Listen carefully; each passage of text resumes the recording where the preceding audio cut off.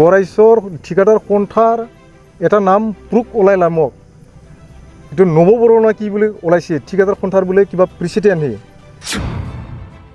স্বয়ং বুলি চুকুই দি দেখা পাইছে মোক 20,000 টকা দিয়া দেউৰী ছাৰক স্বয়ং বুলি দেউৰী ছাৰে কৈছে তাৰ আগত মানে ৰবিবাৰো মোক ধৰাই দিছে গতিকে ইমানজন মানুহ আছিলে তাতে নৱবৰয়ে মাত্ৰ কেনেকুৱা মোৰ নামটো শুনিলে স্বয়ং তিতানে মোক অলপ দম দিয়া চাইছত কৈছে ডাইৰেক্ট দেউৰীয়ে কৈছে তোক মাতিব দিছিলে মই মাতা নাই আৰু মইতো ৰাস্তাত আছিলো তেতিয়া টাইমত কিয় মাতা নাই মোক কেতিয়াবা কোনোবা ঠিকাদাৰে যদি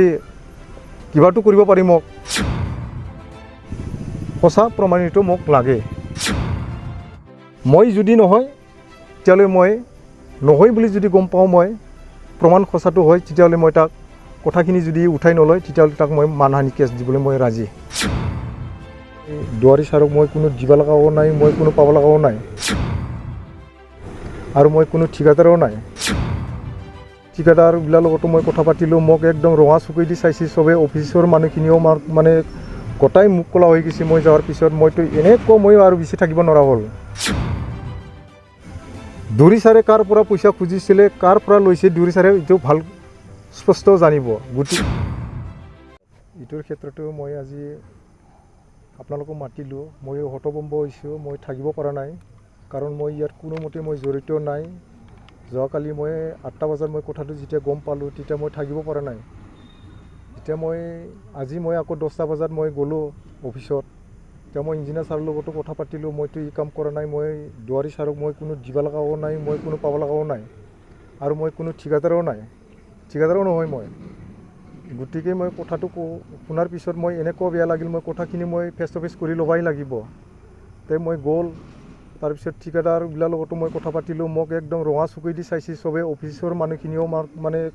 গোটাই মুখ কলা হৈ গৈছে মই যোৱাৰ পিছত মইতো এনেকুৱা মই আৰু বেছি থাকিব নোৱাৰা হ'ল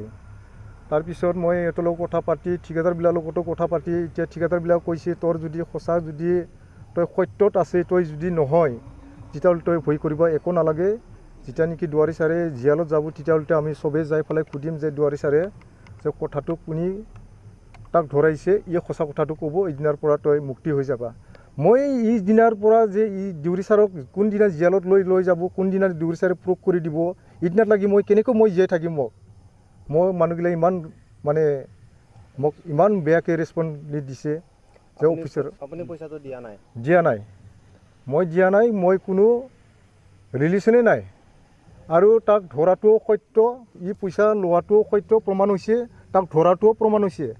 গতিকে যোন মানুহে তাক দেউৰী ছাৰে কাৰ পৰা পইচা খুজিছিলে কাৰ পৰা লৈছে দেউৰী ছাৰে এইটো ভাল স্পষ্ট জানিব গতিকে কথাটো মই যোৱাকালি গুৱাহাটী বাইহাটা চাৰিআলিৰ পৰা মই আহিলোঁ মই 3টা বজাত আহি পাইছোঁ গড়াইছৰ তেওঁ মই মোবাইলত যোৱাৰ ৰবিবাৰে মোৰ হৰাইছে আৰু মই ঠিকাদাৰবিলাকৰ কোনো কাৰো লগত মই যোগাযোগ কৰিব পৰা নাই তেওঁ কাৰোবাৰ যদি নাম্বাৰটো মই চিনাকি মানুহৰ নাম্বাৰ যদি পাই 2-এটা মই কালেকশ্যন কৰি লৈ যাওঁ এইটো টাইমতহে জাষ্ট মই 10 মিনিট টাইম মই অফিচত সোমাইছিলে সোমাৰ পিছৰ ঘটনাটো ঘটিল ময়ো আহি গ'লোঁ তাৰপিছত মোৰ 7টা বজা 8টা বজাত মই গম পালোঁ যে বোলে ধৰাই দিছে মইতো তেতিয়া থাকিব পৰা নাই মই থাকিব নোৱাৰা অৱস্থাত মই কি কৰিলোঁ নাওকাটা ডিভিজনত আহিলোঁ আকৌ মই তেতিয়া ইহঁতে ক'লে মই সুধিলোঁ মোৰ সেই নাম ওলাইছে দেখোন হয়তো শুনিছোঁ ইয়াত বেছি সময় থাকিব নালাগে বুলি ক'লে তাতেও মোৰ আকৌ বেছিকৈ বৃদ্ধি লাগি গ'ল আজি মই নাওকাটা গড়াইছৰ ডিভিজনত যাই পেলাই ইঞ্জিনিয়াৰ ছাৰৰ লগত কথা পাতিলোঁ একাউণ্টেণ্ট ছাৰৰ লগত কথা পাতিলোঁ সিহঁতেও খুব বেছি মানে বিশ্বাসত ল'বলৈ মোক টান পাইছে তাৰমানে ঠিকাদাৰসকলে আপোনাক কিয় ৰঙা চকুই দি চাই আছে এতিয়া কালি এলাও হৈ গ'ল না এতিয়া স্বয়ং কিবাটো হ'ল গড়াইছৰ ঠিকাদাৰ সন্থাৰ এটা নাম প্ৰুফ ওলাইলা মোক এইটো নৱবৰণা কি বুলি ওলাইছে ঠিকাদাৰ সন্থাৰ বোলে কিবা প্ৰেচিডেণ্ট হে স্বয়ং বুলি চকুই দি দেখা পাইছে মোক 20,000 টকা দিয়া দেউৰী ছাৰক স্বয়ং বুলি দেউৰী ছাৰে কৈছে তাৰ আগত মানে ৰবিবাৰো মোক ধৰাই দিছে গতিকে ইমানজন মানুহ আছিলে তাতে নৱবৰয়ে মাত্ৰ কেনেকুৱা মোৰ নামটো শুনিলে 2-এটা মানুহটো শুনিব লাগিছিলে বহুত মানুহ মই সুধিলোঁ তোমালোকে শুনিছে নেকি আমি নাই শুনা নাই কথাটো কোনি ক'লে নবই ক'লে মোৰ স্বয়ং তিতানে মোক অলপ দম দিয়া চাইছত কৈছে ডাইৰেক্ট দেউৰীয়ে কৈছে তোক মাতিব দিছিলে মই মাতা নাই আৰু মইতো ৰাস্তাত আছিলোঁ তেতিয়া টাইমত কিয় মাতা নাই মোক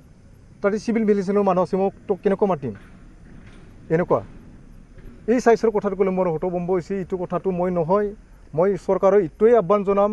ধৰাটোও হয় সত্য, চৰকাৰৰ মানুহ ধৰিছে, পইচা লোৱাও লৈছে সত্য, প্ৰমাণিত হৈছে, কিন্তু মই যে ইয়াত মই ইনভলভ নাই, এইটো মোক প্ৰুভ কৰি দিব লাগে। যদি হয় মই আছে, তেতিয়াহ'লে আছে বুলি মোক